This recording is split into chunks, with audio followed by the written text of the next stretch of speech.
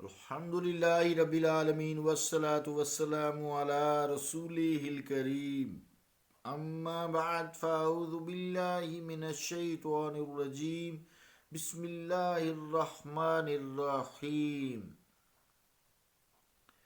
لا الہ الا اللہ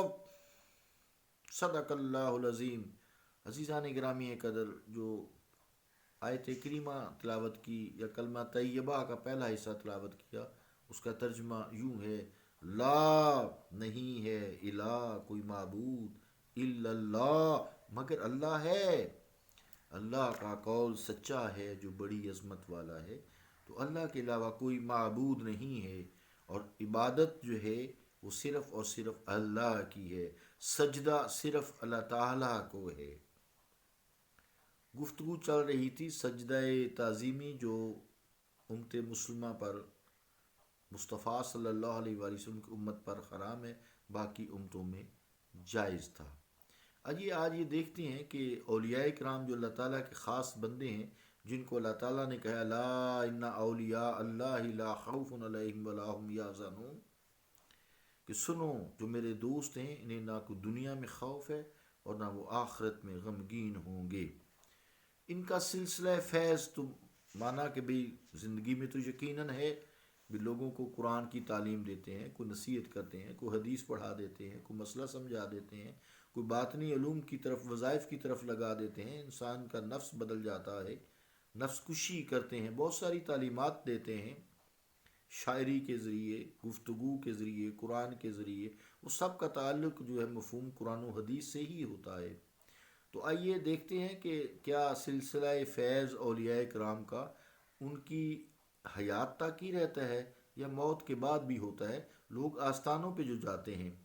تو دونوں صورتوں میں عزیزان گرامی قدر جاری و ساری رہتا ہے۔ بتایا تھا کہ جب روح کے بارے میں ہم گفتگو کر رہے تھے کہ انسان کے جسم کو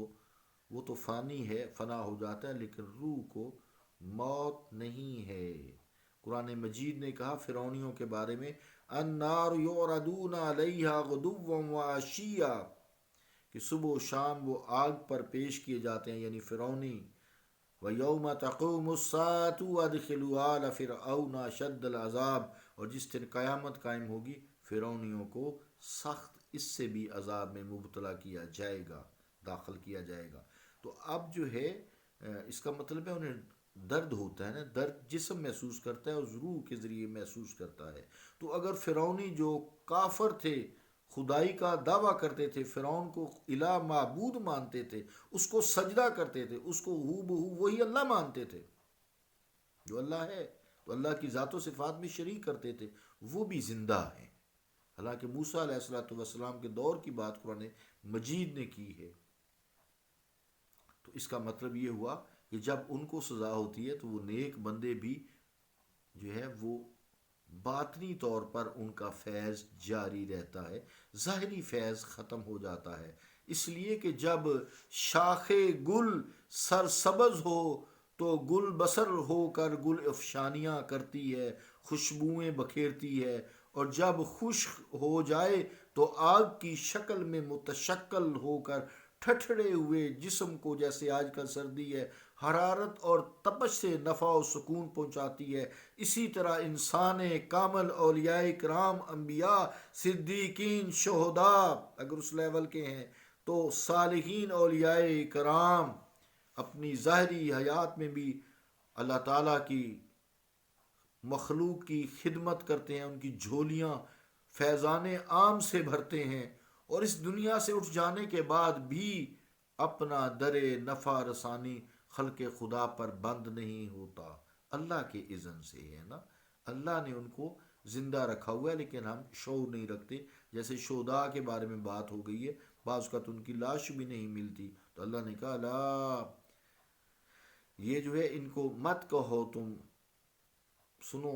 مت کہو ان کو وَمَن يُقْتَلُ فِي سَبِيلِ اللَّهِ أَمْوَاتٌ بَلْ أَحْيَاءٌ وَلَٰكِن لَّا تَشْعُرُونَ، جو اللہ کی راہ میں مارے گئے انہیں مردہ مت کہو، بلکہ وہ زندہ ہیں لیکن تم شعور نہیں رکھتے۔ ایک جگہ فرمایا کہ وَلَا تَحْسَبَنَّ الَّذِينَ قُتِلُوا فِي سَبِيلِ اللَّهِ أَمْوَاتٌ ولا تحسبن الذین قتلوا فی سبیل اللہ امواتا، کہ خیال بھی نہ کرو، گمان بھی نہ کرو کہ جو اللہ کی راہ میں مارے گئے، شہید کر دیے گئے، وہ مردہ ہیں۔ عند ربہم یرزقون، اللہ کی بارگاہ سے اس نے رزق بھی دیا جاتا ہے۔ ہمیں شعور جو نہیں ہے، تو اس لیے آرام سے بہتر یہی ہے کہ قرآن کی تعلیمات جو ہے بتائی گئی ہیں ان کو مان لیا جائے۔ تو بہرحال جو ایران کے مشہور شاعر بابا فغانی شیرازی رحمۃ اللہ علیہ نے یہی بات اپنے ایک شعر میں بیان کی ہے، اس کی بات اجازت چاہوں گا۔ فرماتے ہیں مرد صاحب دل رسانت فیض و در موت و حیات، شاخ گل چوں خشک گردد وقت سرما آتش است۔ یعنی جو مرد صاحب ہے وہ فیض پہنچاتا ہے لوگوں کو، زندگی میں بھی اور موت میں بھی، اسی طرح جیسے شاخ گل چوں خشک گردن، جب شاخ سبز جو ہوتی ہے خشک ہو جاتی ہے، وقت سرما آتش است، تو سردیوں میں وہ آتش ہو جاتی ہے، آگ ہو جاتی ہے، اس سے بھی لوگوں کو فیض پہنچاتی ہے۔ صلی اللہ تعالیٰ علی رسول خیر خلقہ محمد وعلی آلہ وصحبہ اجمعین برحمتک یا ارحم الراحمین۔